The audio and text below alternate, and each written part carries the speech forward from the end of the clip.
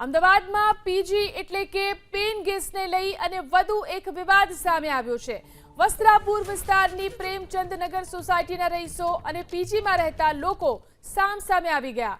સોસાયટીના રહીશોએ આ વિસ્તારમાં ચાલતા પીજીનો ઉગ્ર વિરોધ કરી હોબાળો મચાવ્યો।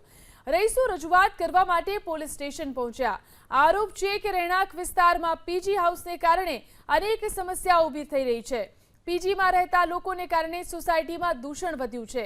ખાસ કરીને વૃદ્ધો અને બાળકોને ભારે પરેશાનીનો સામનો કરવો પડે છે, જેથી સોસાયટીમાં ચાલતા પીજી બંધ કરાવવામાં આવે। 400 મકાનમાંથી 60 મકાનમાં પીજી ચાલે છે। ગઈકાલે પાર્કિંગ મુદ્દે રહીશો અને પીજીમાં રહેતા લોકો વચ્ચે ઝઘડો થયો હતો। રહીશોની સાથે પીજીમાં રહેતા લોકો પણ રજૂઆત કરવા પોલીસ સ્ટેશન પહોંચ્યા અને રહીશોના આરોપને ફગાવ્યા। પોલીસે બંને પક્ષોની વાત સાંભળી હતી અને મામલો થાળે પાડવાનો પ્રયાસ કર્યો હતો।